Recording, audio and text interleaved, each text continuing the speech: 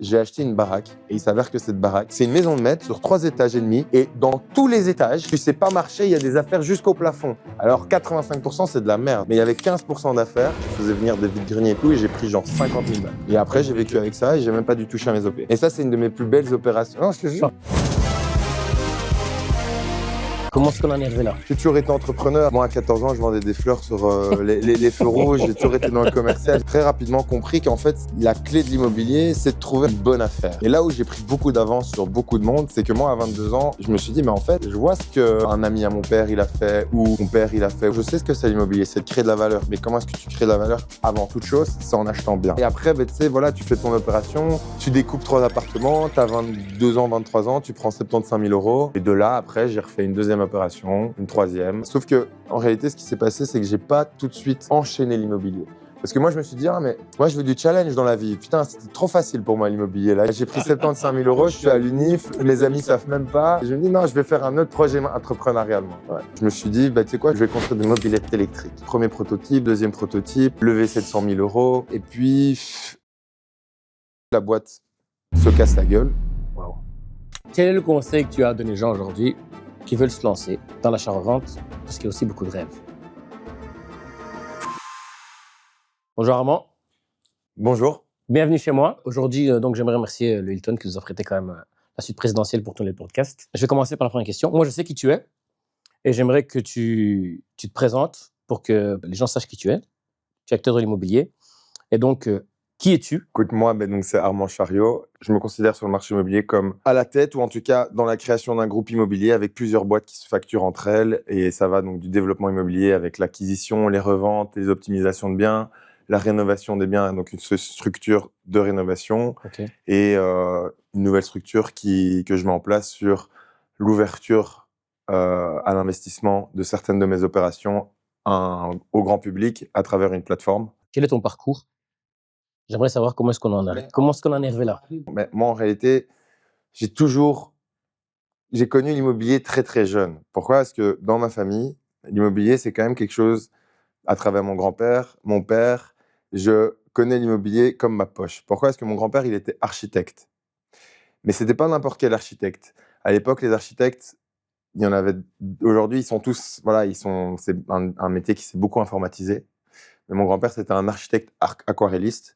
Et donc, il a dessiné énormément de façades qu'on connaît tous à Bruxelles pour des promoteurs, des architectes, etc. Donc, lui, il inventait de toutes pièces, en fait, l'image que le bâtiment allait... enfin, voilà, vraiment la partie artistique d'un bâtiment. Et c'est d'ailleurs que je pense aujourd'hui, beaucoup de gens s'inscrivent à l'architecture. C'est en partie parce qu'ils ont en eux un côté artistique. Et donc, ce côté passion immobilier, il est déjà là depuis mon grand-père. Et mon père, après, il était courtier en assurance et il a acheté de l'immobilier dans des quartiers tels que Saint-Gilles tout au long de sa vie, etc. Et ceux qui connaissent un peu l'immobilier de Bruxelles savent qu'il y a des communes qui ont fait x15, x20 en 20, 30 ans. Et mon père, il fait partie des gens qui a eu une augmentation sur le capital de ses biens exceptionnelle. Donc, moi, j'ai grandi là-dedans. J'ai toujours été entrepreneur. Moi, à 14 ans, je vendais des fleurs sur les feux rouges. J'ai toujours été dans le commercial. J'ai toujours vendu. Mes potes, ils m'ont toujours considéré comme quelqu'un qui se débrouillait pour faire des affaires à gauche, à droite.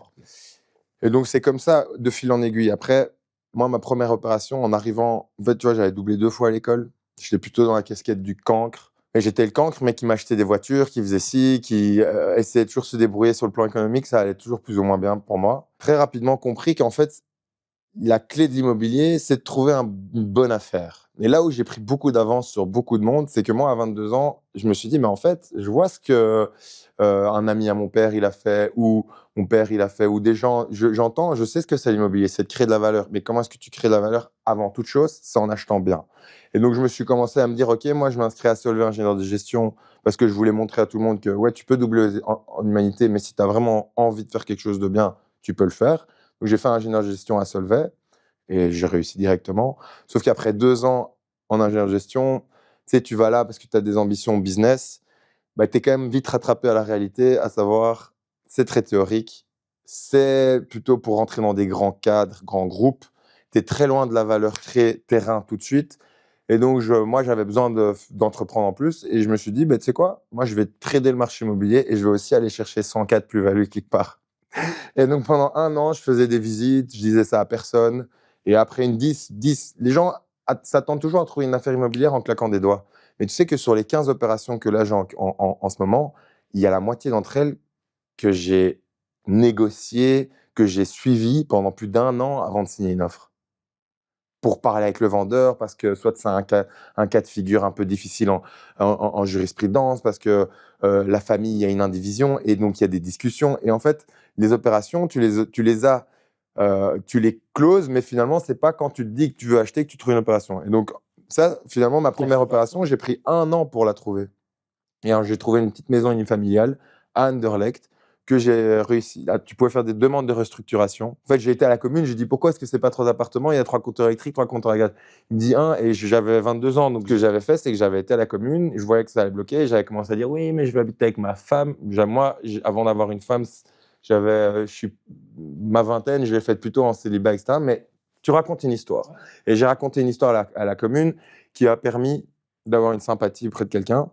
Et à l'époque, tu pouvais faire des demandes de restructuration.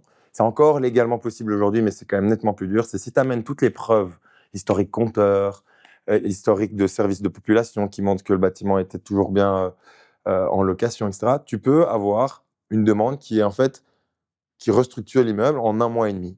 Et moi, c'était une dame qui vendait. Enfin, moi, je lui avais dit, OK, donc ça m'intéresse. Est-ce que je peux faire des démarches urbanistiques? Mais j'avais toujours pas signé d'offre. Et j'ai fait les démarches. 1 mois et demi plus tard, dans ma boîte aux lettres, je recevais le bâtiment a été restructuré en 3 appartements et il était toujours à vendre sur ImoWeb. Je fais une offre à la dame en mode je vous achète votre unifamilial. Le notaire, il reçoit le truc, il me dit dans toute ma carrière, j'ai jamais eu un vide juridique aussi puissant que le tien où en gros, la dame pense vendre une unifamiliale. C'est depuis 3 semaines 3 appartements. Je vais fermer les yeux, je vais rien dire. Et quand j'étais voir le banquier et que je lui ai montré ce que j'avais fait, il s'est dit mais mec, ok, je vois que ton père, il connaît aussi le truc, mais quand même, enfin, je peux rien te dire, en fait. J'imagine que c'est peut-être pour ça que l'affaire est aussi bonne. Moi, j'étais là en mode, ben voilà, moi, je t'ai venu bien habillé, finance-moi. Et j'avais demandé 100% de financement. Sur la première acquisition en personne physique, ça se fait, hein, surtout quand tu es jeune. Hein. C'est pas la chose la plus dure. Après, ils vont te dire 100% de financement, ok, abattement, tu vas quand même devoir mettre 15, 20 000 euros. Hein. La maison était à 235, je pense que j'ai dû mettre sur la table genre 20 000 balles. Moi, j'avais tout cassé 7-8 000 euros d'épargne et j'ai demandé 5 000 euros à mon père, 5 000 euros à ma mère. Ma mère qui est avocate, mais qui, voilà, allez, comment dire, avocate en assurance, classe moyenne aisée du monde du travail de Bruxelles, quoi. Voilà. Mais donc, c'est de là je viens. Et après, ben, tu sais, voilà, tu fais ton opération, tu découpes 3 appartements, tu as 22 ans, 23 ans, tu prends 75 000 euros. Et après, j'ai mis les 75 000 euros, je les ai mis dans Chariot Real Estate, la société que j'ai construite à l'époque. Et de là, après, j'ai refait une deuxième opération, une troisième. Je me suis associé avec mon père sur une quatrième. Puis j'ai trouvé un autre investisseur sur une cinquième. Et de fil en aiguille comme ça. Sauf que, en réalité, ce qui s'est passé, c'est que j'ai pas tout de suite enchaîné l'immobilier. Parce que moi, je me suis dit, ah, mais moi, je veux du challenge dans la vie. Putain, c'était trop facile pour moi, l'immobilier. Là, j'ai pris 75 000 euros, je suis à l'UNIF, mes amis savent même pas. Tu sais, tu te prends un peu la grosse tête. Et je me dis, non, je vais faire un autre projet entrepreneurial, moi. Ouais. Je vais aller chercher les startups, les levées de fonds, tu sais, les trucs où on te vend un peu le concept de l'entrepreneur fou qui va chercher une billion dollar company. Je me suis dit, bah, tu sais quoi, je vais construire. C'était le boom de la mobilité. Je vais construire. Enfin, ça avait déjà commencé, mais je vais construire des mobylettes électriques. Et là, je me suis mis à construire des mobylettes électriques, premier prototype, deuxième prototype, levé 700 000 euros, des ingénieurs, etc., qui travaillent. Et puis, les concurrents qu'on avait, Cowboy et tout, catastrophe. Il y avait plein de boîtes qui faisaient faillite. Et nous, on était dans notre début de croissance. Enfin, on devait lever beaucoup. Donc, pas réussi à lever. La boîte se casse la gueule. Et donc, ça m'a pris 4 ans. Mais j'ai fait 2 opérations à côté, tu vois, toujours. Mais parce que j'avais de l'argent à investir, tu vois. Et c'est un peu comme ça, du coup, du fil en aiguille, que je suis rentré dans l'immobilier. Et c'est vrai qu'aujourd'hui, il n'y a pas beaucoup de marchands plus jeunes que moi et aussi dynamiques à Bruxelles, je pense. J'aimerais revenir sur un truc. Ouais. Tu as 22 ans. Tu étais le cancre de la classe. Ouais, tu peux. Là, s'il y a des gens qui me connaissent, ils me voient aujourd'hui, ils comprennent pas. Hein. Tu fais l'opération donc d'Anderlecht. Mhm. J'imagine que quand tu vois le bâtiment, tu as quand même une intelligence et que tu as écouté autour de toi et la famille. C'est ça qui Et fait que. surtout, en fait, pour se faire une idée d'un marché. Moi, j'avais dit Anderlecht. Pourquoi? Parce que pour moi, Anderlecht, à cette époque, on était en 2017, fin 2017. J'avais une conviction que c'était une commune où c'était pas trop cher et il y avait moyen de faire un achat-vente pas trop cher à Bruxelles. Parce que c'est ça le point, hein. Sinon, tu peux faire des bons deals à Bruxelles, mais aujourd'hui, la moyenne de mes opérations, c'est tout de suite 800, 900, parfois 6, mais c'est rare, et vite 1,2, 1,3 aussi.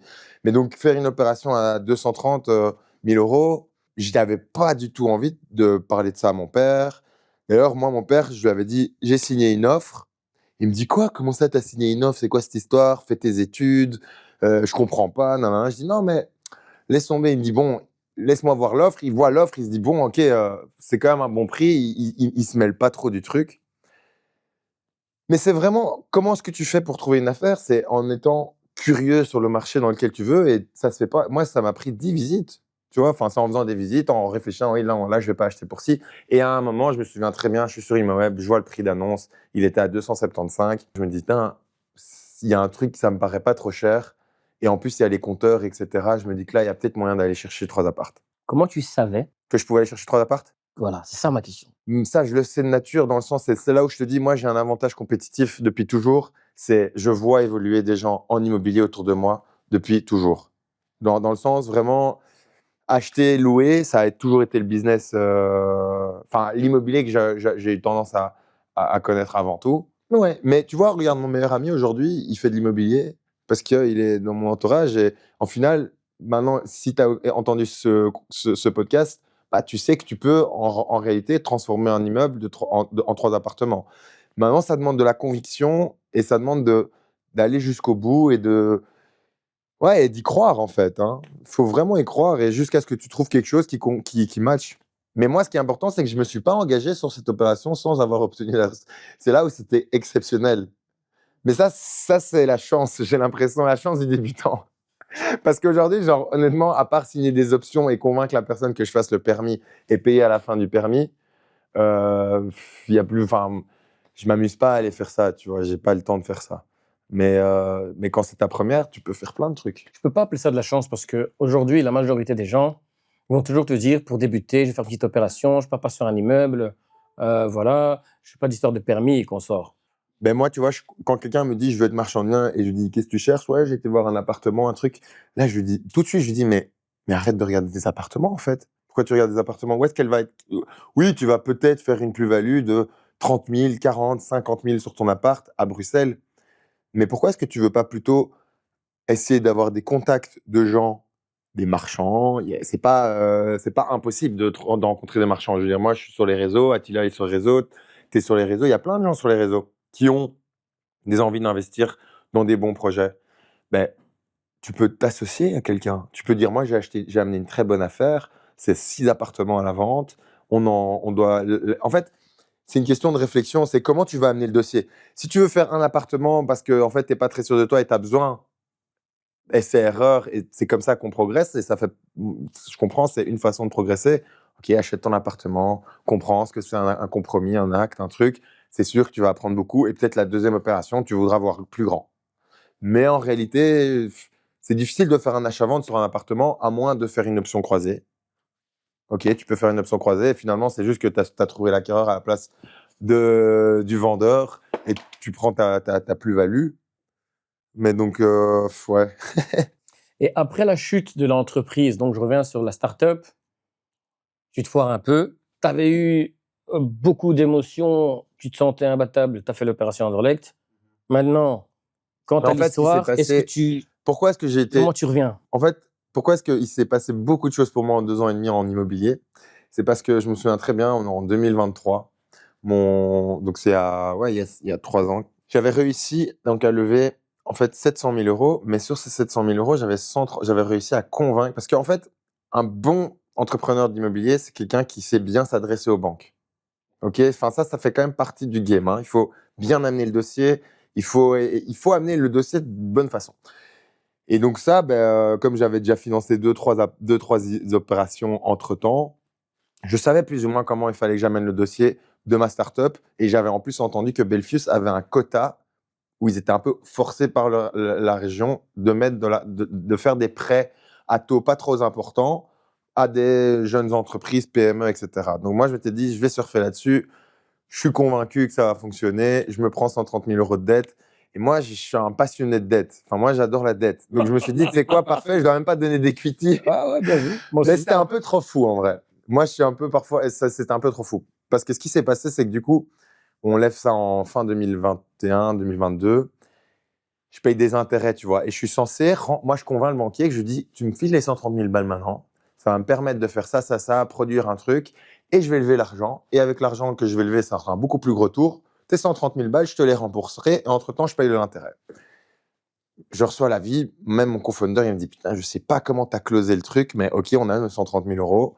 Trop bien, on les dépense, bam. Le truc, c'est que 2 ans plus tard, on n'avait toujours pas remboursé les 130 000 euros parce qu'on n'arrivait pas à lever la suite.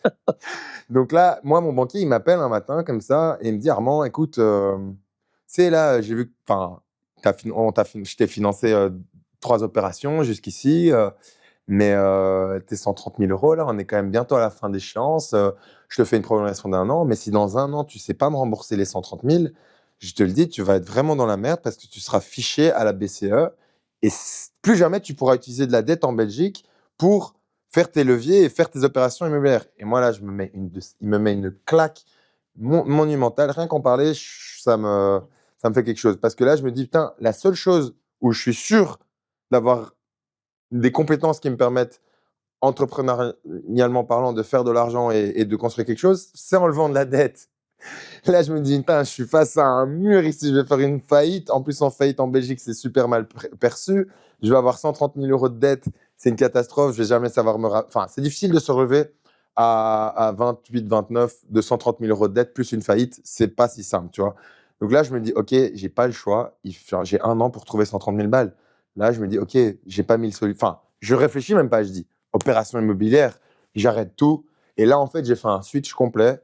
En fait, le truc, c'est que, tu sais, les gens, ils entreprennent. Et enfin, moi, le premier, tu vois, quand tu entreprends quelque chose et que tu as un peu une entreprise que tu as créée, que tu as développée, c'est pas si simple de mettre la clé sous la porte. Surtout quand tu as déjà levé 700 000, que tu as des trucs, que tu as des gens qui te disent c'est quand que ça arrive, etc. Du coup, ça m'a pris quand même 3 ans et demi, 4 ans à ce que le franc tombe en mode, il faut que tu arrêtes là, tu vois. Ça va rien t'amener là, tu vois. Et heureusement, là, on a quelqu'un qui finalement reprend les parts. Donc, et qu'est-ce qui s'est passé? C'est que moi, je parlais pas des projets immobiliers parce que ça fait pas bon ménage de dire tu fais des projets immobiliers et une start-up. En fait, ce qui s'est passé, c'est que tellement j'étais en pression par rapport à ces 130 000 balles, j'ai créé 1 million de marge en 1 an et demi avec 3 options croisées, une opération que j'ai financée en fonds propres et 2 que j'ai financées avec 2 investisseurs privés que j'avais rencontrés dans le cadre de mes levées, mais qui n'avaient jamais voulu investir dans Yoda. En gros, la boîte, elle a boomé comme ma boîte Share Real Estate, je l'ai fait boomer à ce moment-là. Et je me suis fait une intra-facture en mode comme quoi j'avais travaillé chez Yoda et j'ai apuré le truc comme ça. Tout ça pour dire que c'est un métier très en pression. Est-ce que tu dois avoir des rentrées, des sorties?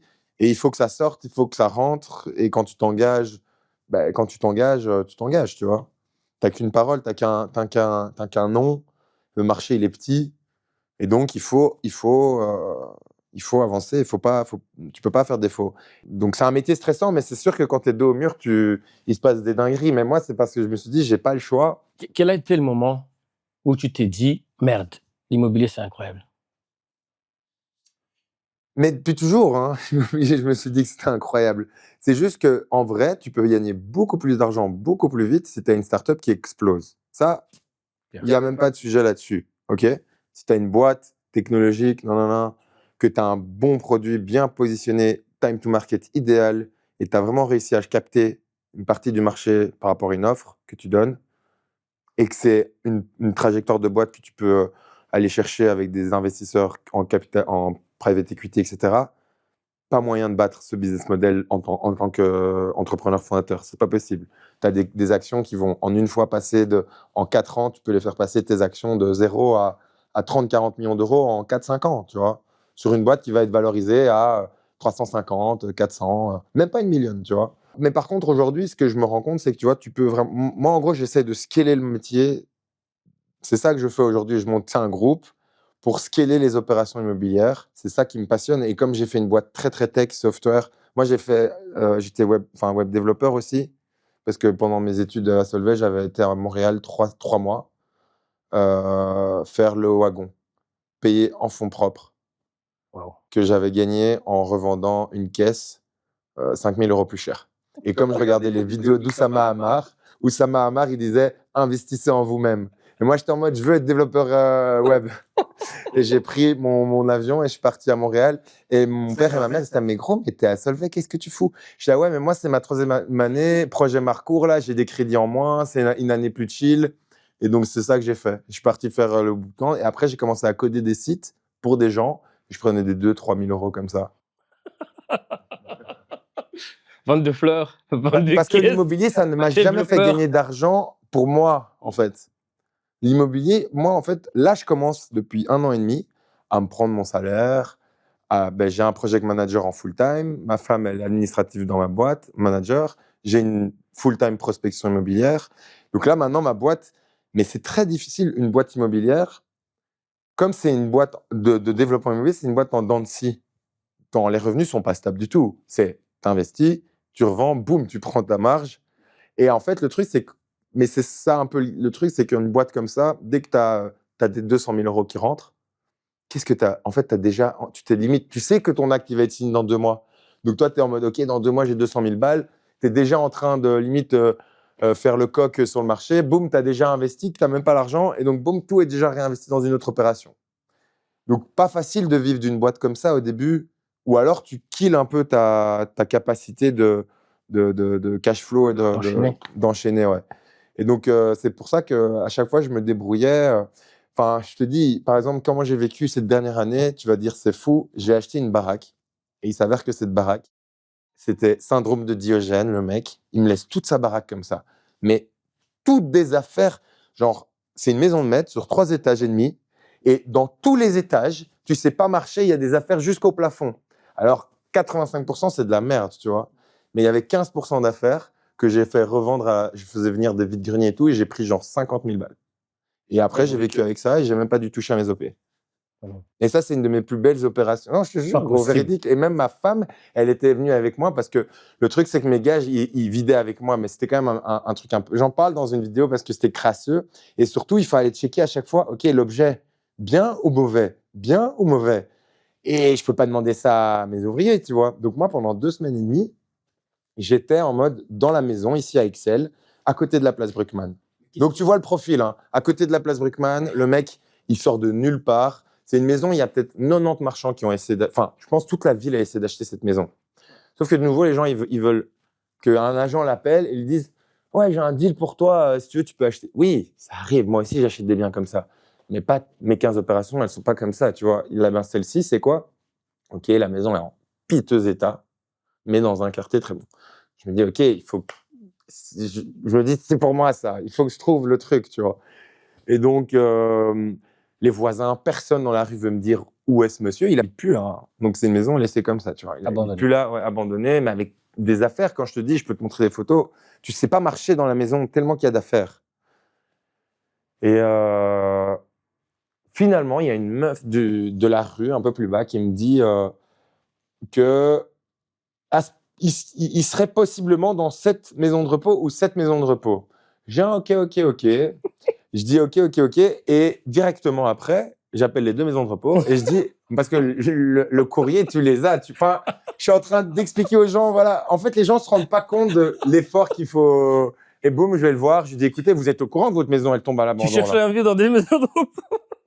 Mais non, mais écoute, c'est comme ça que ça se passe. Le monsieur, il est complètement à l'ouest. Ouais. Et donc, en fait, moi, j'arrive et je lui dis, écoute, c'est quoi que tu veux de ta maison là? Elle tombe en ruine, etc. Et le monsieur il me dit, mais écoutez, vous savez, moi je reçois des offres d'achat toutes les 2 semaines et je veux pas vendre ma maison.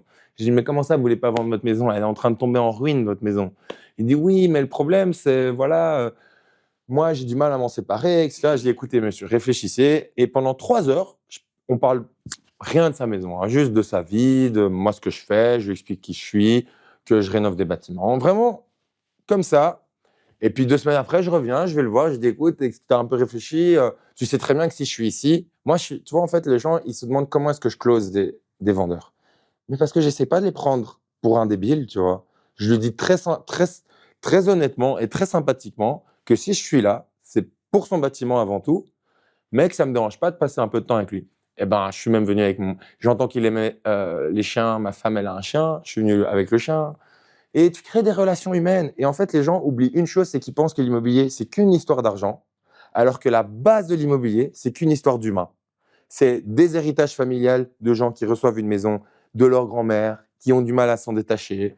Et il faut aller leur parler. Et il faut qu'ils se disent, bon, ok, ça me dérange pas de vendre à Monsieur Chariot, je l'aime bien, Monsieur Chariot. C'est ça, l'immobilier. C'est pas de dire, je vais lui proposer 550, il pourra pas refuser. Mais c'est plus une question d'argent, en fait. Si son bien, il est en mauvais état depuis 10 ans, c'est sûrement pas une question d'argent. C'est une question de sentiment, de blocage de l'un ou l'autre. Et il faut réussir à créer une relation qui permette à la personne de se débloquer. Et par exemple, là, je fais une opération. Je vais faire, je pense, la meilleure promotion de Hucle XL sur 2026 en termes de rendement. Je pense qu'il n'y a pas c'est 17 appartements que je construis en promotion. Donc là, c'est ma première opération vraiment réelle de promotion immobilière. C'est pour ça que c'était très stressant en janvier-février parce que Courage. j'ai obtenu. En fait, cette opération, ça fait 2 ans que je suis derrière et que je sais qu'elle va possiblement aller en vente publique. Et les étages ont été vendus à un autre promoteur à l'époque qui a fait un permis. Le promoteur tombe en faillite. Et donc, en fait, le problème, c'est que la banque perd de l'argent, les commerces, ils sont délabrés et il était censé lui payer un loyer d'indemnité, il n'a jamais été payé. Et donc, eux, ils disent, bah, nous, si c'est simple, si quelqu'un achète les étages, s'il ne nous paye pas 450 000 euros, nous, on s'en fout, on bloquera tout le permis. Et en fait, tu vois, pendant 1 an et demi, moi, je prends je prends au sérieux le truc et je vais voir chaque fois la famille, la société, la banque. Je discute, je regarde c'est quoi les blocages de chacun. Et à la fin, avec la curatrice qui a été désignée en octobre 2024 pour la faillite, je commence à lui parler vers fin 2025. Donc, t'imagines le temps que ça prend, hein. Et finalement, j'arrive à proposer un plan qui arrange tout le monde. Alors que il y a des gens, genre encore aujourd'hui, qui pensent qu'on va leur appeler pour leur dire ça va partir en vente publique. Ils sont même pas au courant que c'est déjà moi qui ai signé et qu'il y a un jugement qui a été établi. Pourquoi ? Parce que ils ont oublié que l'immobilier, c'est pas une question de qui va payer quoi, c'est comment tu le fais, comment tu rassures la personne en face de toi. Et tu vois, ça, c'est un jeu qui se joue, jeu dans les. Tu l'écoutes, quoi. Ouais, voilà, c'est t'écoutes, tu comprends, tu dis ok, mais si je comprends bien, c'est ça. J'ai vu que ton terrain de jeu, c'est XL Hucle même. Ouais, entre Pourquoi autres. et comment t'es arrivé là? Non, C'est pas facile, hein? mais en fait, moi, je te dis honnêtement, hein, je suis un opportuniste comme tout le monde. En immobilier, tu dois avoir un côté opportuniste. Enfin, ça fait partie du métier quand même, c'est de saisir les opportunités quand elles sont là. Ok, si c'est pas comme ça, tu vas pas pouvoir. Mais c'est juste que moi, c'est vrai que j'ai fait beaucoup d'opérations ces derniers temps. XL, 2, Uccle, Woluwe-Saint-Lambert, donc plutôt des bonnes communes. Mais parce que moi, j'ai une société de rénovation. Et en fait, le truc, c'est que Ok. ma boîte de rénovation, donc en 2024, j'ai appelé un gars que je connaissais, avec qui j'avais déjà bossé sur des chantiers, qui avait d'ailleurs déjà bossé sur un chantier à mon père aussi, et un ami, avec qui j'avais bossé avec des amis, tu sais, mes amis du NIV, quand ils devaient travailler, parfois, je créais vite une team de 3-4 personnes, et on allait faire le sale boulot, tu vois, dans des chantiers. Et donc, je l'appelle et je lui dis, écoute, il faut que je monte une boîte de réno. J'ai un projet pour toi. Le meilleur ami de mon beau-frère m'appelle et il me dit, écoute, j'ai un bien à Woluwe-Saint-Lambert. Euh, Viens, peut-être que ça t'intéresse ou on s'associe ou quoi. Et moi, en même temps, je lui dis, ok, j'ai un chantier pour toi. Et tu vois, en fait, tout s'est aligné assez bien. Et donc, ils étaient 4 au départ, lui plus 3. Et chaque 2 mois, je faisais rajouter une personne en plus. Et là, aujourd'hui, ils sont 13, 14. Ça change un peu parce qu'il y en a un qui part, puis il y en a un qui revient. Et donc, en fait, c'est ça que je veux te dire, c'est que dans les bonnes communes, il y a encore. En fait, il faut comprendre un truc, c'est qu'un bien immobilier, c'est pas du marbre qui va pas bouger en 150 ans, tu vois. Pas du tout. Un bien immobilier, c'est un bien matériel qui a un amortissement. Et C'est d'ailleurs pour ça qu'il s'amortit, c'est parce qu'il s'abîme au cours du temps. Et donc, dans toutes les bonnes communes, il y a des biens qui sont neufs aujourd'hui, mais qui dans 35 ans seront vieux et qui aujourd'hui sont mauvais et qu'il faut rénover pour leur redonner une vie de 35 ans ou 40 ans. Moi, de manière générale, je trouve qu'en termes de finition intérieure d'un bien, c'est 30, 35, 40 ans. À partir d'un moment, les gens doivent tout refaire à l'intérieur. Et en plus, avec les normes environnementales PEB et électriques, en fait, ça a donné, je trouve, une opportunité plus aux professionnels qu'autre chose, parce que le particulier, il se retrouve face à un mur de régulation et de budget de rénovation où c'est pas parce que tu as un bien immobilier qui est situé dans une des meilleures rues d'Ixelles que tu es riche, tu es fortuné, mais tu n'es pas riche spécialement. Tu touches des loyers, ok, 5 000 euros par mois. Mais je pense pas que si tu dis à quelqu'un 5 000 euros par mois, il va te dire tu es riche. Non, tu vis bien. Mais bon, moi, j'ai peut-être d'autres conceptions de riche et soit. Mais, donc, il est fortuné, mais il n'a pas l'argent sur le compte pour rénover. Donc, qu'est-ce qu'ils sont obligés de faire, ces gens-là? Ils vendent. Et qui va acheter? Des gens qui, potentiellement, n'ont pas peur de rénover et qui ont de l'argent sur les comptes. Eh ben, de nouveau, voilà, tu vois, eux, ils vont être un peu dos au mur et ils vont être forcés de vendre dans un état qui n'est pas optimal pour eux, qui n'est pas optimisé. Et donc, voilà, moi, je vais acheter à un prix qui est cohérent par rapport à l'état et à l'investissement qui est nécessaire de faire. La légende dit que les communes, pourquoi je pose la question, X et Luc, normalement, personne n'ose se lancer là-bas. Pourquoi? Parce que c'est trop cher à l'achat. Ben, moi, oui, mais en fait, le truc, c'est qu'il faut comprendre, le marché de l'immobilier, ça fonctionne par zone de chalandise. Qu'est-ce que ça veut dire une zone de chalandise? Ça veut dire un certain prix moyen dans un marché, dans un quartier, dans un truc. Ben, si tu es tout le temps en train de chercher, et c'est normal, il faut commencer quelque part, je dis pas en train de chercher des opérations à 300 000, il ne faut pas s'étonner qu'il y a 800 autres gars comme toi dans le même quartier, dans la même ville, qui sont en train de chercher un bien à 300 000 sur lequel faire une plus-value. Ok, puisque c'est plus facile par définition d'avoir 300 000 euros que 100 millions d'euros, tu vois. Et l'autre extrême, c'est des opérations, j'en suis pas là, hein, loin de ça, mais à 35 millions d'euros. Mais il n'y a pas de concurrent. Il y a un gars qui va faire une offre et il est seul à faire l'offre et donc il va acheter à un prix totalement cassé. Puisqu'il dicte le marché, fait qu'il est seul et qu'il n'y a personne d'autre pour se positionner et surenchérir.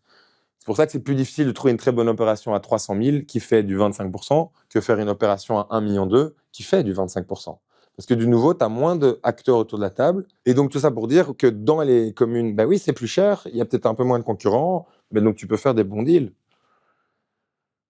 Tu vois, au final, en moyenne à Bruxelles, moi je considère le marché bruxellois, en moyenne, une opération, tout compris, travaux et tout, ça va te coûter 1 million d'euros.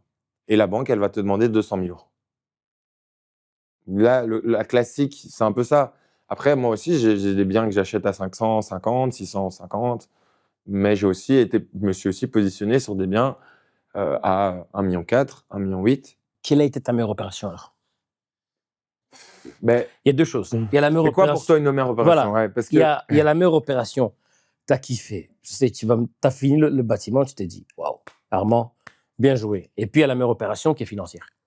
Mais en fait, là où tu gagnes le mieux en immobilier, enfin moi, les opérations où j'ai le mieux gagné, ça, il n'y a aucun doute là-dessus, c'est vraiment acheter un bien, déjà, tu l'achètes très bien, et tu le rénoves complètement et tu le revends à la découpe. Mais rénover complètement, ça veut dire, voilà, finition nickel.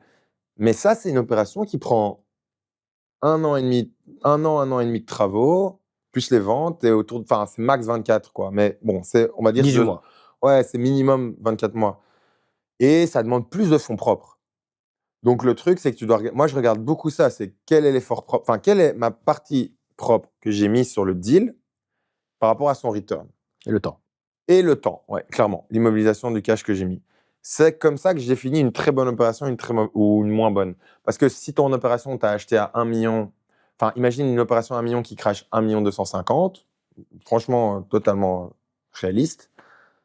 Mais si tu mets le 1 million toi-même, complet du début à la fin, le truc, c'est qu'au final, tu as fait un rendement. Oui, tu vas me dire, c'est déjà 25%. Oui, mais en fait, tu n'as pas faim. Moi, sur 1 million, si je fais rentrer un partenaire qui je lui dis, je vais te donner 20% de rendement. De toute façon, toi, tu as envie de faire du 20%, il n'est pas dans l'immobilier. OK?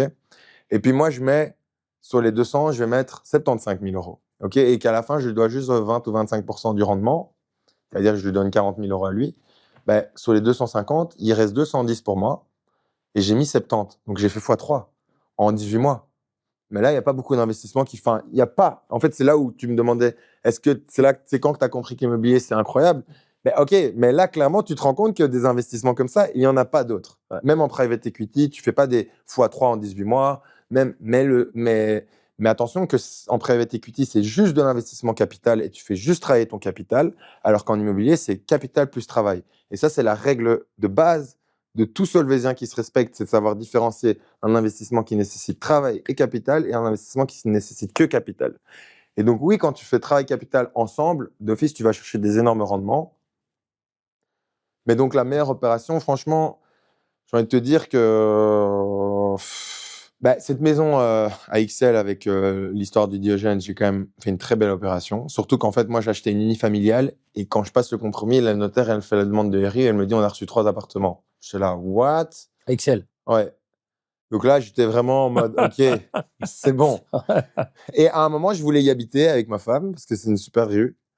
Et finalement, je la revends et on achète autre chose. Enfin, ça, mais et après, tu vois, après, par exemple, la promotion, c'est aussi une très bonne opération au final. C'est des plus gros enjeux financiers, mais à la sortie, c'est aussi 18. Ce sera entre 18 et 22 mois. Parce que tout est prêt, je commence la construction là, fin avril. Et donc, tu vois, en quelques mois, là, ça va être une grosse OP. Et moi, j'aurais pas mis tu vois, l'opération, tout compris, construction, acquisition, ça, c'est 5 millions. Donc, logiquement, il faut mettre 1 million sur la table. Bon, en promotion, en loi Bren, c'est ça la force de la loi Bren, c'est que les banques réfléchissent pas de la même façon. Elles te disent pas, tu dois mettre 20% de 5 millions. Non, elles vont te dire, sur l'achat du foncier, tu mets 20%, vu que ça, c'est terrain asset. Et puis, en loi Bren, elles te disent 5-6 préventes équivaut à un effort propre. OK? Mais donc, les 5-6 préventes, c'est pas de l'argent que tu as mis. Mais elles vont considérer que 5-6 préventes, c'est comme si tu avais en fait 5-6 préventes sur 17, là, en l'occurrence. Si en fait, en moyenne, c'est autour de 40%, 30-40% de préventes.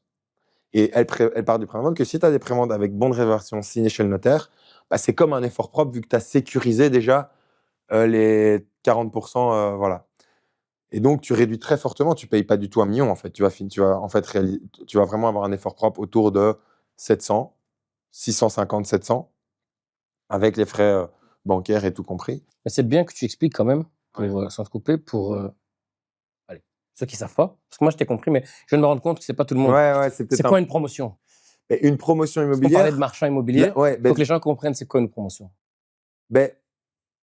Une promotion, le terme promotion immobilière, il définit de façon générale la démolition, construction et revente d'appartements neufs. Ça passe pas toujours par une case démolition. Il se peut qu'il n'y ait pas de démolition et que c'est un terrain. Mais alors, c'est juste construction et revente des appartements neufs. Et là, tu fais appel à une entreprise générale de construction. C'est les panneaux Jamar, c'est rien, moi, 2 moteurs pour ça, c'est démolition. Mais des gros panneaux comme ça qui vous viennent à l'esprit. Ça, c'est des entreprises qui construisent. Donc, la différence, effectivement, Et c'est. la différence avec le marchand de biens, c'est que marchand de biens, il veut dire ce qu'il veut dire. Finalement, c'est d'être dans le flux commercial de biens immobiliers dans une région, et d'acheter, de revendre. Et oui, aujourd'hui, ça passe beaucoup plus par la case rénovation qu'avant. Avant, pas du tout. On parlait de marchands des années 90, etc. J'en connais aussi quelques-uns. Tu leur parles de permis rénovation, ils te regardent avec des yeux, mec, écarquillés en mode, mais laisse-moi tranquille, en fait. Ils sont bien Laisse-moi amusés. tranquille. Ils sont bien amusés, Ouais, effectivement. mais eux, ils te disent, laisse-moi tranquille, je veux pas. Mais aujourd'hui, en fait, la création de valeur passe par des permis et de la rénovation en grande partie. Mais c'est aussi parce que finalement, avant, c'est pas tant parce qu'il faut plus rénover maintenant qu'avant, c'est parce que les acquéreurs ont tellement été drillés et effrayés par les instances PEB. que PEB, certificat électrique, double vitrage, bazar, que eux n'osent plus acheter, et surtout prix des matières premières qui ont augmenté, etc., que eux n'osent plus faire un achat en bon père de famille sur un appartement qui n'est pas bien rénové ou neuf. Tu leur dis, mais c'est du casco, et tu vas mieux gagner ta vie en achetant un appartement casco chez moi, parce que tu vas pouvoir toi-même faire tes petites améliorations et tout, et c'est là où tu vas créer de la valeur, et c'est d'office mieux pour toi. Non, ils veulent pas. Il y a le marché des acquéreurs casco, et c'est vraiment à fondu en genre 10 ans, alors qu'avant, Il y avait plein de gens qui étaient OK d'acheter, avec peut-être plus que 10 ans, 15 ans, il y a plein de gens qui étaient OK d'acheter des appartements voilà, dans leur jus et qui rénoveront eux. Et ils ne se posaient pas trop de questions. Aujourd'hui, une infraction urbanistique, tu as tes 10 visites. Sur les 10 visites, tu n'en as pas un qui fait une offre parce qu'il y a une infraction urbanistique. Mais tu es là, mais gros, il y a une infraction urbanistique, mais tu sais que c'est grâce à ça que le bien il est à ce prix-là. Hein. Donc toi, tu vas juste faire un petit permis de 6 000 € et tu vas prendre une plus-value de 35 000 sur ton bien. Moi, je leur explique même plus. J'ai essayé de leur expliquer. Ils ont l'impression que je suis un vendeur de tapis qui essaie de les convaincre de trucs. Et je suis juste là en train de leur dire, bon, bah, tant pis. Et donc, tu es obligé, si tu veux avoir une commercialisation qui soit fluide, de enlever toutes les barrières, infractions, rénovation, PEB. Et donc, c'est pour ça qu'aujourd'hui, parce que sinon, tes sorties prennent beaucoup trop de temps. C'est plus compliqué de vendre du casco et puis tu vas avoir des acquéreurs super chiants, souvent des professionnels. Tu n'as plus vraiment en fait l'acquéreur voilà, qui veut investir en patrimoine pour lui et ses enfants plus tard, qui va acheter un appartement casco. Ça, j'en vois jamais aujourd'hui. Ce que je vois, c'est limite des couples jeunes, mais qui vont être très agressifs sur les prix. Et ouais, et c'est un peu tout. Franchement, c'est un peu tout. Pourquoi, enfin, je pense, ma question c'est, pourquoi tu t'es orienté vers la promotion? Donc, dans ma tête, je me demande, est-ce que tu as commencé à t'ennuyer en tant que marchand ou tu t'es réveillé, tu t'es dit, faut que je mette la troisième, je vais faire de la Mais non, promo. mais en fait, c'est une super mauvaise conception de penser qu'en tant que promoteur immobilier, tu gagnes plus d'argent Je qu'un pense que non, en marchand de biens. fait. C'est pour ça que je pose la Ouais, ouais, question. ok, mais donc c'est une bonne question. Mais donc, ce que je vais te dire, c'est être opportuniste. Moi, je vais te dire, en fait, dans le contexte immobilier actuel, si tu veux être. En fait, moi, je réfléchis en termes de portefeuille, même si c'est des portefeuilles d'achat-vente. Mon portefeuille d'opération, comment est-ce qu'il est et comment est-ce qu'il est défini à l'heure où je te parle. Il y a des options, il y a de la rénovation, il y a de l'achat-vente classique et il y a de la promotion. Et donc, moi, en réalité, ce qui est cool, c'est que je suis quand même beaucoup plus agile par rapport à des hausses ou des baisses de marché. Enfin, en fait, je pense qu'il y a un bon développeur immobilier qui se respecte, il doit pouvoir tout faire.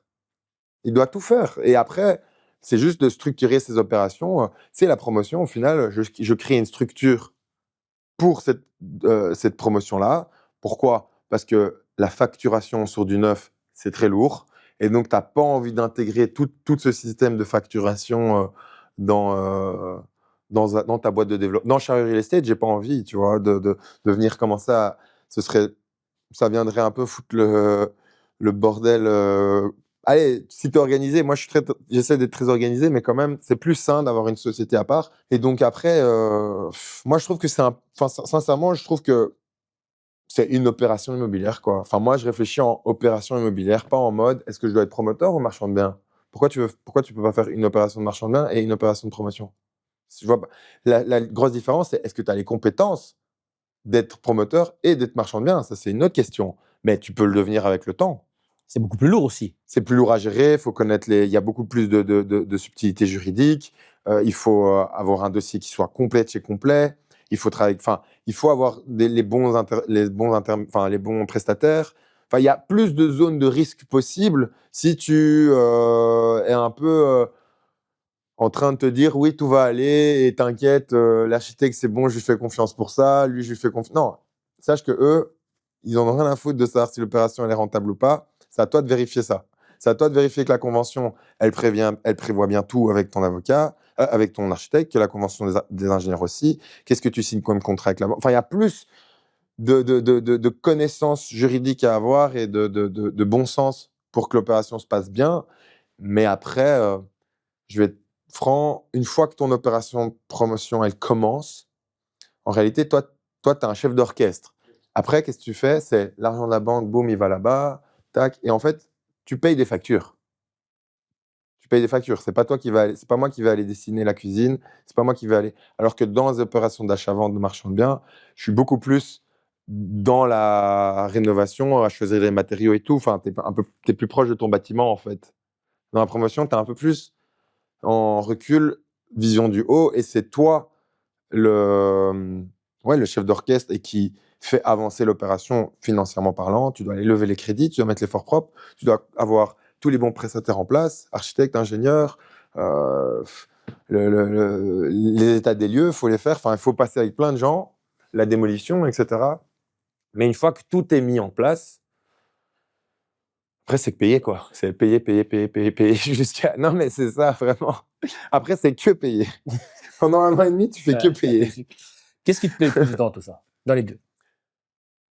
Franchement, qu'est-ce qui me plaît le plus dans l'immobilier, de manière générale? De toucher à tout. Moi, je trouve que c'est un métier passionnant parce que tu touches à tout. Tu dois avoir parfois, tu as des litiges avec, je sais pas, des locataires, des trucs. Tu dois travailler avec des avocats. Alors, c'est pas chouette, bien sûr. C'est pas ça le truc le plus chouette. Mais t'imagines que tu passes de rénovation, être avec des ouvriers, avec un avocat, avec un banquier, avec... Enfin, en fait, tu as tous les corps de métier. C'est une industrie, donc il y a beaucoup de corps de métier différents dans cette industrie. Et donc, je trouve que c'est génial parce que tu n'as pas le temps de t'ennuyer, ça, c'est sûr. Et ça, j'aime beaucoup.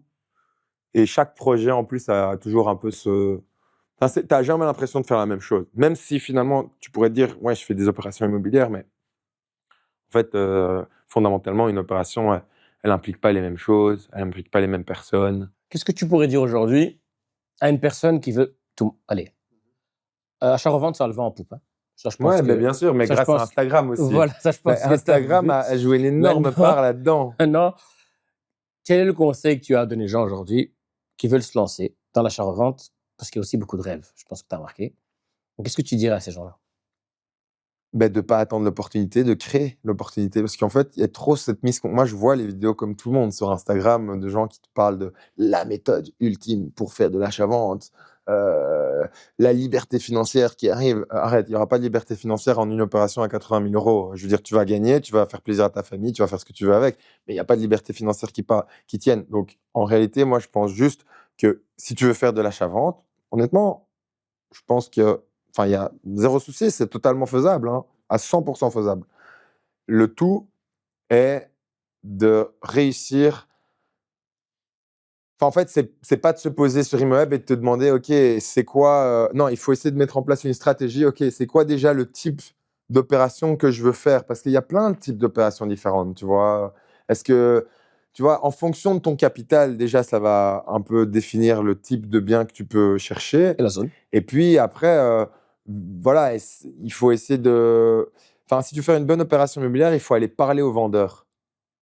Si tu vas pas parler aux vendeurs, tu vas jamais réussir à... Tu vois, en fait, finalement, moi, je fais quand même beaucoup d'offres. Il y a beaucoup d'offres qui passent pas, tu vois.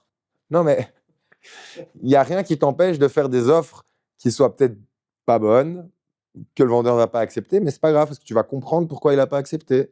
Ok, là, lui, il a pas accepté pour ci, pour ça. Peut-être que la prochaine fois, je peux essayer d'amener le sujet un peu différemment, pour moins l'effrayer là-dessus, et faire une offre qui soit un peu plus facile à entendre, et rédiger des offres qui mettent en confiance ton vendeur. Tu vois. Moi, en fait, ce que je dis toujours, c'est que, tu sais, pour être un bon entrepreneur, il faut être un bon commercial. Ça, je pense. Enfin, moi, je crois, ça, c'est la règle de base. Mais en fait, en immobilier, c'est le schéma inverse. Toi, en tant que commercial, tu vends pas un produit, tu te vends à un vendeur. C'est là que tu fais ta vente. C'est pas les ventes des appartements. Les ventes des appartements, souvent, c'est même pas moi qui les fais, c'est un agent immobilier. Mais moi, mon côté commercial vendeur, je le mets à profit au moment où je négocie mes biens. Et donc, le truc, c'est que pour faire de l'achat-vente, il faut comprendre que tu es face à un humain et qu'il faut appliquer les mêmes techniques de vente que n'importe quel commercial dans n'importe quelle entreprise. Et si tu comprends ça, là, tu vas approcher un bien immobilier, pas en te demandant c'est quoi le prix que je peux. Non, c'est pas à toi de dire le prix. Essaie de demander c'est quoi son prix, pourquoi il a mis le bien en vente, qu'est-ce qu'il attend de cette vente, est-ce qu'il y a des... Et tu crées et puis après, tu vas pouvoir commencer à lui dire, vous savez, votre bien, il m'intéresse, mais moi, voilà, j'ai un projet personnel de autant, je veux faire autant de rénovation, je serais prêt à vous faire une offre qui avoisine autant, est-ce que ça fait sens? Et tu navigues comme ça dans un marché qui n'est un marché immobilier, c'est pas un marché régulé, c'est juste deux parties qui se rejoignent et qui se mettent d'accord sur un prix d'achat. Et sincèrement, c'est normal que je gagne de l'argent quand j'achète des biens et que je dois rénover pendant 1 an et demi. Enfin, je veux dire, alors, si je gagne pas d'argent, mes 200 000, je les mets en bourse et je gagne du 8% sur 2 ans. Et je vais, voilà, je suis très, enfin, et 8%, il faut aller les chercher. Je ne prétendrai pas de savoir faire 8% en bourse comme ça du jour au lendemain. Mais je veux dire, bon, tu peux mettre des biens, tu vois. Et donc, c'est normal qu'un vendeur accepte un prix d'achat sur un bien sur lequel il y a plein de choses à faire qui soit en dessous de la valeur de marché. En fait, c'est juste normal. s'il n'est pas prêt à entendre ça, ben, qu'il investisse lui et qu'il rende le bien parfaitement achetable, prêt à la commercialisation pour les acquéreurs qui veulent faire du placement. Parce que finalement, un marchand de biens, c'est quoi? C'est de l'arbitrage entre ceux qui veulent placer leur argent en immobilier et les vendeurs qui ont des biens qui ne sont pas accessibles à ces acquéreurs pour le placement. C'est là que tu fais de la marge. C'est deux marchés qui ne se rencontrent jamais. Et toi, le marchand de biens, c'est à ça que tu sers. Tu viens faire l'arbitrage entre ces deux marchés-là. Parce que 90% du marché, c'est des gens qui placent leur argent en immobilier et ils ont bien raison de le faire. Je pense que c'est, sincèrement, aujourd'hui, dans le contexte actuel, je serais beaucoup plus rassuré à mettre 30 000 euros dans un bien immobilier. Et oui, tu vas pas gagner d'argent tout de suite, c'est ton locataire qui va payer ton crédit. Mais c'est pas grave, mec, dans 20 ans, tu auras 1 500 euros et tu pourras lever le pied, tu vois. Surtout aujourd'hui. De toute façon, les gens, de manière générale, moi, tu vois, je monte une plateforme d'investissement. Et je pense que la plateforme, elle va assez bien fonctionner parce que finalement, je propose des bonnes opportunités. En fait, c'est une question de bonnes Dis-moi opportunités. d'ailleurs, ouais. C'est Ok. quoi exactement? En fait, moi, je me suis dit quoi? Je me suis dit, ben, tu sais, mes opérations, à chaque fois, je vais faire appel aux mêmes investisseurs privés, où je vais. Et ces gens, finalement, les gens qui ont de l'argent, c'est aussi des requins, tu vois. Et ils sont pas flexibles. Et au-delà de ça, pourquoi c'est toujours eux qui gagnent l'argent finalement, tu vois? Moi, en réalité, l'opération, elle est là. Pourquoi pas faire profiter à monsieur et madame tout le monde de rendements d'opérations immobilières dans la ville dans laquelle ils vivent? Je me mets beaucoup à la place de mes clients et tout, dans la manière de manière générale. Et si je me mets à la place de quelqu'un qui gagne 3 000, 2 000, ou enfin qui met de côté chaque mois et qui se retrouve avec un patrimoine, enfin qui se retrouve plutôt avec de l'argent de côté, qu'est-ce que tu fais après en fait? Qu'est-ce que tu fais avec 30, 40 000 euros? Donc il y a tous ceux qui se disent je vais acheter un bien immobilier. Ok, mais tu es quand même pieds et mains liés à ce bien et il faut que ton équilibre de vie aille avec. Et il y a plein de gens qui se disent bon, bah, j'ai 30 40 000 euros, je vais les mettre en bourse. Mais en bourse, franchement, à moins de passer du temps et de lire, enfin, et de vraiment comprendre, d'avoir une thèse d'investissement qui tienne, c'est quand même pas si simple finalement parce que tu mises sur de la paperasse d'entreprise. Et moi, je suis le premier, je suis bon pour savoir que une boîte, l'embellir, la rendre plus belle sur papier, c'est pas très compliqué. C'est facile. C'est facile, ouais. Et donc, moi, je me suis juste dit, en fait, je vais te dire sincèrement, j'ai envie de disrupter le marché, j'ai envie de rendre accessibles mes opérations à monsieur et madame tout le monde, de les faire investir dans mes deals et d'avoir besoin de personne, juste les banques aussi, pour faire des opérations, leur offrir des rendements qui sont hors normes par rapport à ce qu'ils auraient l'habitude de gagner. Moi, en moyenne, mes opérations font entre 20 et 25%. Et c'est simple, la plateforme, en gros, c'est tu t'inscris, je poste. Je n'ai pas encore posté une opération parce que là, on a lancé l'inscription depuis 1 mois et demi. On a déjà presque 100 inscrits. Mais tu sais, c'est une plateforme qui est régulée par FSMA, donc c'est pas juste des comptes utilisateurs. Ils doivent faire l'onboarding, mettre leur carte d'identité. S'ils font pas ça, ils pourront pas investir. Pourquoi? Parce que la FSMA, elle veut se prémunir du blanchiment d'argent, et donc elle veut être sûre que derrière un compte utilisateur où il deal, c'est pas monsieur qui deal la drogue au coin de la rue et qui vient investir son argent dans des opérations immobilières, et puis que moi je lui rende l'argent propre. Donc, ils veulent savoir exactement à qui on a affaire. Et donc, c'est pour ça que c'est des plateformes qui sont un peu plus régulées. Donc, c'est pas si simple à mettre en place. Ça m'a pris 1 an Ah, je connais, je suis dans le domaine, je connais. pour avoir toutes les autorisations. Ouais. Et là, on sort tout juste du truc. Et c'est pour ça qu'il n'y a pas encore une opération qui a été mise aussi. C'est parce que on attendait le feu vert vraiment de la FSMA. Et donc, après, le truc, c'est que l'opération, je vais la structurer toujours de la même façon. La banque, elle finance 80. La communauté, je leur ouvre le capital à hauteur de 20% de l'opération. L'opération va faire, je sais pas, si c'est 1 million, elle va faire 250 000 euros de marge. Bah, comme ils ont mis 20% du capital, et ils pourront jamais te mettre plus que 20%. Donc, ils ont mis 20% du capital, ils récupèrent 20% de la marge brute. Mais donc, ils suivent la performance du projet. Et comme un projet en moyenne, ça fait 20-25% de rendement, eh ben, sur leur capital en 18 mois, ils vont prendre 20-25% de rendement. En fait, le crowdlending, aujourd'hui, franchement, il est claqué au sol, le modèle. Parce que moi, j'ai déjà essayé de faire appel au crowdlending. Déjà, de un, pourquoi est-ce que j'ai pas encore pu lever de l'argent plus ou moins facilement sur une opération à moi en crowdlending? C'est quand même bizarre. Allez, je suis pas un mauvais acteur de l'immobilier, j'ai des bonnes opportunités et je pense qu'il y a un vrai track record. Alors oui, ils vont tous te dire, oui, non, viens Armand, je suis super chaud que tu fasses financer une opération. Mais le problème, c'est que quand tu as l'opération, que tu as signé une offre, souvent l'option ou le compromis tu la signes un mois plus tard, ok. Donc déjà, il y a un délai de 30 jours. Eux, le problème, c'est qu'il y a un comité de concertation qui va prendre 3 semaines, et puis le truc va être lancé une semaine après. Et puis, en effet, une fois que c'est lancé, en 2 semaines, ils récupèrent, ou en un mois, ils récupèrent les fonds. Mais de manière générale, déjà, c'est très lent.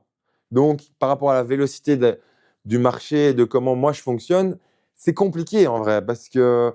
Et ça, c'était un point. Et puis, deuxièmement, c'est des gens, ils touchent rien en immobilier, hein. C'est des financiers, ils savent pas ce que c'est. Non, mais vraiment, si tu demandes aux gens de la boîte, oui, le fondateur, il a certainement acheté de l'immobilier aussi, ok. Mais à part ça, il connaît pas, c'est pas un vrai marchand, c'est pas un promoteur, il touche rien en immobilier et il fait investir des gens dans des porteurs de projets. Mais le porteur de projet, c'est qui en fait? Les gens, quand ils investissent sur, moi, je vais pas les citer, enfin, je peux les citer moi, dans Look and Film, Bibon, Brix, tous ces gens-là. Mais en fait, tu investis dans qui? Monsieur, madame, tout le monde, ils ont l'impression d'investir dans la plateforme, mais en réalité, c'est pas du tout ça. C'est des obligations qui sont émises par le porteur de projet. Et alors, qu'est-ce qu'ils disent? Ils disent, mais monsieur, madame, tout le monde, ce qu'on vous conseille, notre conseil d'investissement, c'est de lisser votre risque et d'investir sur 10 porteurs de projet, 1000 euros 10 fois, plutôt qu'une fois 10 000 euros. Comme ça, vous lissez votre risque par rapport au porteur de projet. Ouais, mais le truc, c'est qu'en fait, ça fait 10% de rendement annuel. Et en moyenne, si tu regardes leurs stats, ils ont un projet sur 10 qui foire. Et le truc, c'est que le porteur de projet qui est en faillite, il va pas se faire rattraper par les 9 autres. Les 9 autres, ils ont rien à lui. Ils le connaissent pas et c'est pas leur problème. Et donc, pour monsieur, madame, tout le monde, il a mis 1000. Il a perdu 1000 euros en capital et il a gagné 10% ailleurs. Mais donc, en fait, il a 10 000 euros, il n'a pas gagné d'argent et il a pris du risque. Ça n'a aucun sens. Tu vois, ça n'a vraiment aucun sens. Et au-delà de ça, moi, en tant que porteur de projet, la plateforme, de nouveau, en fait, tout ce qu'elle veut, c'est que ton projet immobilier, il paraisse bien en termes de marketing et que ça a l'air de tenir la route. Et oui, ils vont un peu regarder quand même et s'assurer parce qu'ils ont une certaine réputation à tenir, j'entends. Mais ils te demandent 7%. Donc, si toi, tu veux lever... Moi, je leur dis, oui, j'ai un projet, je ne veux pas lever plus que 100. Ils m'ont dit non. Alors que le projet était nickel, Pourquoi? Parce qu'ils veulent lever plus. Parce que eux, ça ne leur intéresse pas de prendre 7% sur 100 euros. Donc, ils te poussent. Ils me disent, non, mais reviens, fais un projet à 500, 1 million, c'est ça qu'on veut que tu fasses financer. Je dis, mais pourquoi est-ce que je vais financer un truc à 1 million à du 10% annuel, alors que le million, la banque me le finance à 3,5? Ça n'a pas de sens, tu vois. Et ils te prennent 7% à l'entrée. Et quand la campagne, elle est faite, eux, que le projet s'y réussisse ou pas, ils s'en foutent, en fait. Ils ont gagné leur argent. Donc, l'épargnant et la plateforme, ils ne sont pas du tout alignés, puisque l'épargnant, il gagne que quand le projet réussit. La plateforme, elle gagne tout au début à la levée. Et le modèle en lui-même, il est claqué parce qu'en fait, c'est tous des porteurs de projets différents qui ont rien, qui sont pas liés entre eux.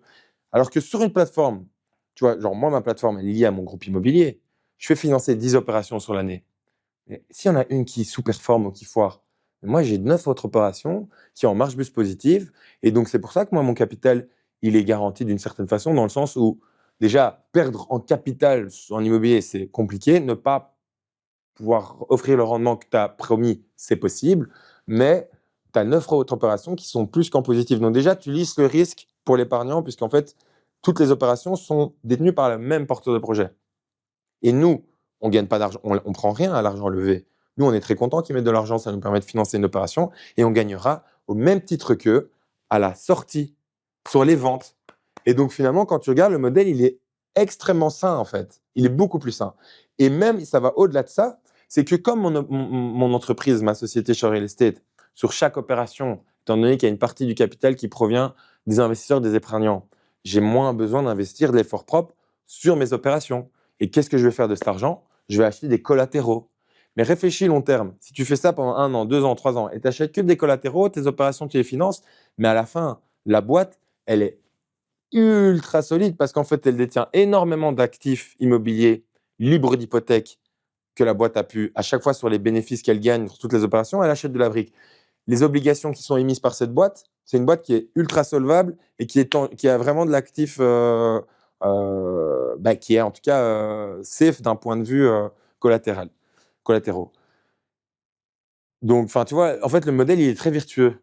Mais le tout, la complexité, c'est de réussir à faire démarrer La machine. la roue. Et donc, cette année, on va faire financer un premier projet, peut-être 2. Et puis, on en fera financer peut-être 3, 4 en 2027. Et puis, en 2028, on en fera 10.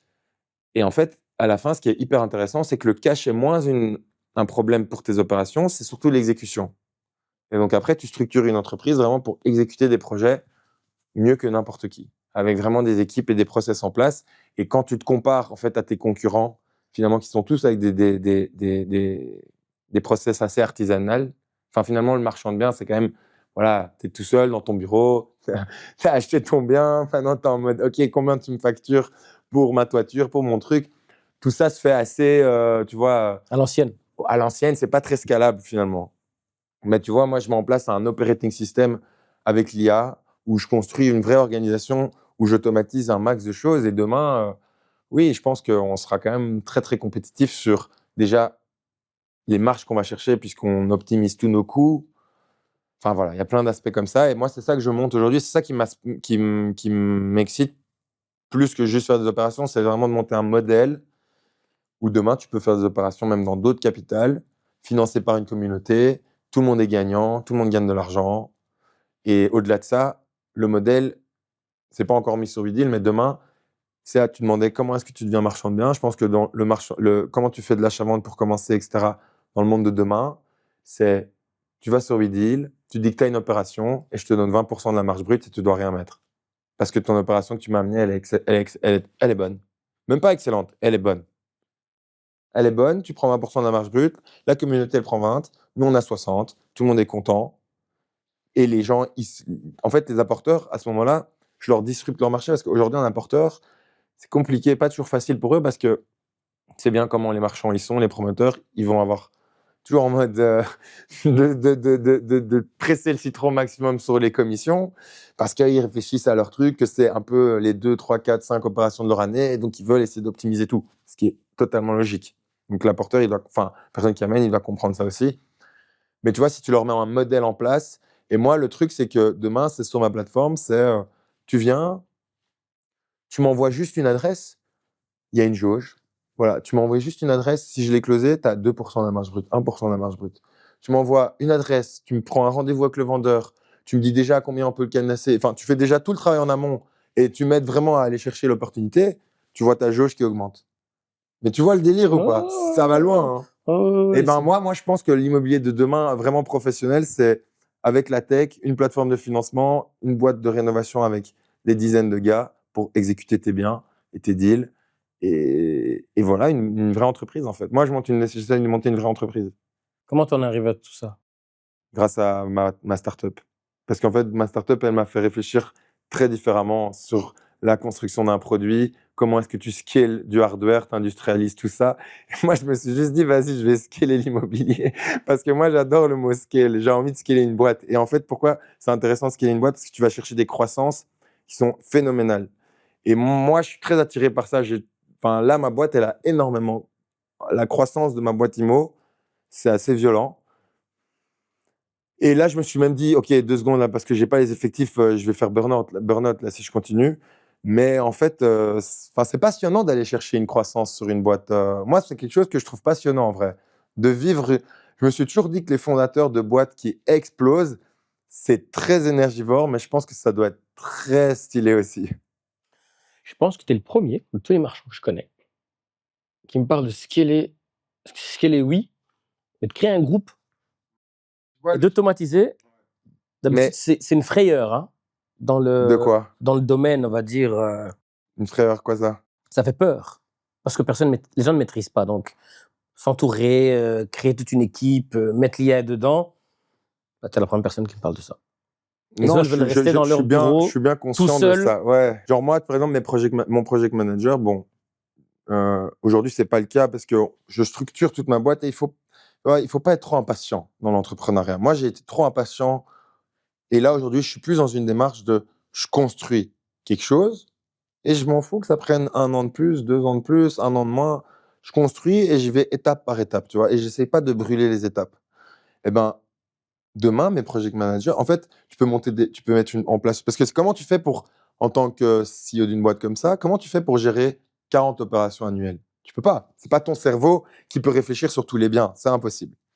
Donc ça, c'est sûr. Eh ben, tu vois, tu vas réfléchir plus alors comme des boîtes de private equity. Donc mon meilleur pote, il était CTO dans un de mes meilleurs potes, donc dans une boîte de private equity à Paris. Ben, finalement, qu'est-ce qu'ils font? Eux, ils permettent à des vendeurs de boîtes de trouver des acquéreurs. Et donc, c'est aussi des deals qui sont très énergivores, il faut comprendre tout, et ils prennent des grosses commissions entre les deux. Finalement, ça ressemble quand même, dans les grandes lignes, à ce qu'on fait en tant que marchand, on arbitre, on fait, etc. Ben, le CEO de cette boîte, un gars méga smart, eh ben, il a monté la boîte fonctionne sous forme de partenaire.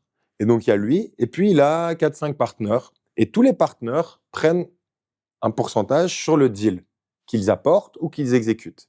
Et en fait, tu rémunères comme ça les gens un peu à la méritocratie, dans le sens où si tu as amené un deal à la boîte, bah, c'est normal que tu prennes quelque chose déjà. Et puis si tu l'exécutes et que tu es derrière, etc., c'est normal que tu sois incentivé aussi. Et ce qui est génial avec l'immobilier, c'est que l'association temporaire, c'est peut-être une des industries où l'association temporaire, elle est vraiment saine. Parce qu'en fait, sur de l'achat-vente ou même de manière générale, même si tu gardes un bien, il peut pas se passer. Enfin, c'est pas comme une boîte où une fois que tu es avec quelqu'un, s'il fout plus rien, là, un bien, de toute façon, une fois que tu l'as acheté, tu as mis l'argent, j'ai mis l'argent. Au pire, tu fais plus rien. De toute façon, tu me servais à rien. Je vais faire moi les choses, tu vois. Au pire, il n'y a pas autant de travail, je veux dire. Il y a une sortie, en Il y a fait. une sortie aussi possible. Tu peux revendre et les deux personnes repartent dans leur coin, tu vois. Donc, c'est une association. Et donc, tu vois, sur ce concept d'association temporaire, tu peux vraiment créer une spirale où, en fait, c'est plein de gens qui travaillent autour de. Et c'est une boîte qui exécute des projets de façon juste exceptionnelle. Là, avec l'IA, moi, j'ai codé ma boîte mail, en fait. Les gens ne se rendent pas compte. Tu vois, Claude Code, Ouais. moi, je passe. Avant, je regardais des films le soir. Là, ma femme, elle n'en peut plus parce que tous les jours, dès que j'ai de 18-19 à 23 heures, je suis comme un geek derrière l'ordi à vibe coder du code et à créer mes outils. Et en fait, tu vois, je construis ma boîte avec des outils internes. Et donc, moi, je crée une boîte où, en fait, demain, mon objectif, c'est je parle sur WhatsApp à l'IA et je lui dis, tu as bien répondu à cet email. Ou lui me dit, il y a un email qu'on a reçu, qu'est-ce que tu penses de ça? Et en fait, moi, toute ma journée, voilà, je réponds juste à l'IA, elle répond pour moi. Mais ça passe par recréer une boîte mail. Donc, tu as des outils qui existent aujourd'hui. Tu sais, les gens, ils te disent, tu vois des pubs, je crois que c'est Flixer, et ils te disent, ça change ta vie, c'est ta boîte mail qui est avec l'IA et ça te propose, ça répond à ta place, etc. Whisper, ouais. Ouais, mais Whisper, tu dictes et ça te dicte ou vidéo et ça te génère du texte à la place. Mais Flix, un truc comme ça, c'est une boîte States qui, moi, je vois les ads de ça. Eh ben, ça te permet de. En gros, ils te disent c'est un add-on ce que tu mets sur ta boîte mail, Google ou Outlook, et tous les projets de mail sont faits. Enfin, ça t'aide à traiter tes mails beaucoup plus vite. Mais ça, déjà, rien que ce concept-là, je pense pour un entrepreneur de manière générale, mais par exemple, en immobilier, il y a plein de mails tout le temps, toute la journée, et souvent des mails en plus où tu as un compromis. Moi, tout ce que j'ai envie demain de faire, c'est l'IA, elle connaît tous nos compromis, elle connaît très bien, elle connaît même mieux que moi la juridiction autour d'un compromis. Tout ce que j'ai besoin de lui dire, c'est mets-toi à la place d'un marchand, dis-moi toutes les clauses qui potentiellement pourraient me mettre dans la merde, tu vois, et s'il faut, propose une adaptation au notaire. Ça, l'IA, elle est totalement capable de faire demain, tu vois. Et ben moi, je crée un système en place où, en gros, mes emails, ils vont être traités. Je peux classer mes documents directement à partir de mon email. Ça va dans mon operating system. C'est un SaaS, en fait. Je crée un SaaS, quoi, sur mon propre cloud. Et tu vois, c'est quand même fou l'époque dans laquelle on vit, où je fais une dizaine d'opérations et j'ai en plus le temps de coder un produit, gros. Non, mais Mais c'est toi qui es un peu fou aussi. non, mais ok, mais parce que moi, ma femme, elle dit que je suis workaholic. T'es un peu tapé. Ça, c'est. Ouais, ok, Chez nous, on dit tapé. mais parce que, en fait, moi, je trouve ça. Ouais, ok, j'ai toujours été comme ça. Bah, Hein. tu kiffes le truc aussi. Voilà, moi, je kiffe le truc. En fait, moi, je suis comme un enfant en mode, putain, le truc est en train de faire. Et comme je code avant, franchement, moi, ça m'a tout de suite. Enfin, moi, j'ai directement, dès qu'il y a commencé à coder, même là, c'est Opus 4.6, c'est insane le niveau. Enfin, moi, je suis à des années-lumière de pouvoir sortir du code comme ça, quoi. Enfin, ça fait déjà maintenant presque 4 ans ou 3 ans que j'ai pu taper une ligne de code. Maintenant, depuis qu'il y a Claude Code, j'ai fait 2-3 petites améliorations. Enfin, même pas, je lis le code, en fait. Mais je veux dire, enfin, tu as accès à un software développeur senior pour, moi, ça me coûte par mois, avec tout le vibe coding, j'en ai pour 1000 balles par mois. Mais il me code ce qu'un senior ferait, donc la même compétence de code, 1000 balles par jour. il le ferait. Ouais, mais surtout lui, il le ferait en 3 mois, alors que l'IA, elle me tape tout le code en une semaine. Donc tu vois, il a le même niveau qu'un senior, sauf que comme tu vas comparer le pro de littérature, il va t'écrire ton texte en, je sais pas, 20 minutes. ChatGPT, il t'a lâché peut-être un texte un tout petit peu moins bon, mais en 30 secondes. Donc, tu vois, je veux dire, pour le même texte, en ultra rapide. Et le code, c'est la même chose. Hein, il te tape 2000 lignes de code en 3 heures, tu vois. Et donc, enfin, en gros, ouais, tu vois, moi, c'est ça que je trouve kiffant. Et donc là, j'ai des opérations qui sont en place. Et après, j'essaye de. Tu vois, là, j'achète plus trop là pendant 3-4 mois. Déjà parce que. Et Tu as abusé. j'ai un peu abusé. Et donc maintenant, je me focus sur vraiment Sur la structuration de tout. structurer tout ça. Et comme ça, parce que ça fonctionne par palier des boîtes. Et donc là, moi, je suis à un palier. Je dois rester à ce palier pendant quelques mois. Je ferai financer un deal sur 8 deals. Et puis, ouais. Et puis tu essayes de réfléchir comme ça, quoi. Et alors, quelle est la question que je t'ai pas encore posée que j'aurais dû te poser? Ou alors l'information principale que tu as pour les gens aujourd'hui pour l'immobilier?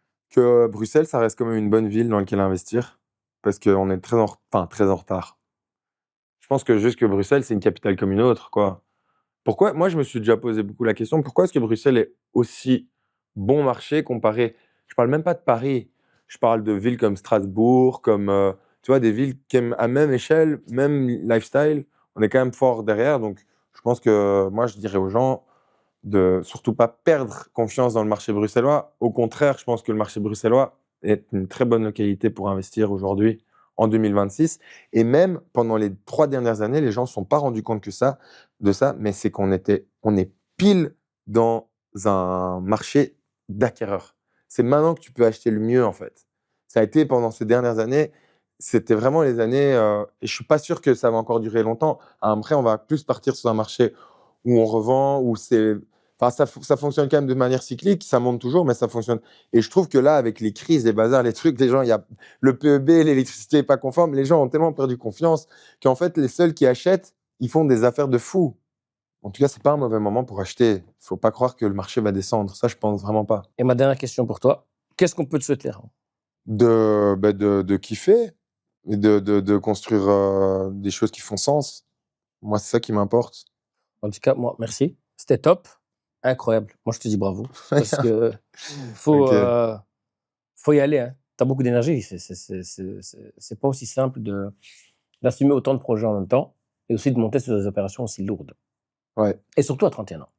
Ouais, mais peut-être que, enfin voilà, mais c'est pour ça que, franchement, parce que quand tu regardes le marché, moi je me félicite pas trop. Enfin moi sincèrement, tu me dis ça, je me dis, ok, mais fais bien les choses, tu vois, dans le sens où c'est facile d'acheter, mais il faut aller jusqu'à la sortie, tu vois. Et il y a des gens, et je connais des gens qui ont des heures de gloire en immobilier et puis qui finissent parce que la dette, elle te donne pas de deuxième chance. Tu as une seule chance. Tu peux pas la cramer, cette carte. Et si tu crames cette carte, c'est fini. Ils vont te dire maintenant je fais l'immobilier à Bali, un truc. Et oui, ça va pour eux, mais ils sont plus en Belgique, ils ont dû changer tous leurs trucs. C'est pas envie que ça m'arrive. Donc moi, là, je suis loin d'être dans ce cas de figure-là.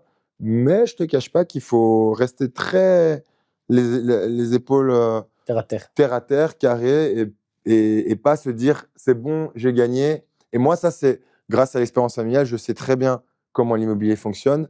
Et en fait, ça se construit sur le temps, ça se construit pas sur 3 bonnes acquisitions. La quatrième, ça se trouve, tu vas faire de la merde si tu réfléchis comme ça. Et après, c'est fini, tu vois. Donc moi, j'essaie d'être très prudent dans ce que je fais et voilà, de bien faire les choses, quoi. Quitte à avancer un peu moins vite. C'est tout ce que je te souhaite. Merci à toi, Bertrand. Et merci au Hilton Grand Place pour nous avoir permis de filmer le podcast dans la suite présidentielle.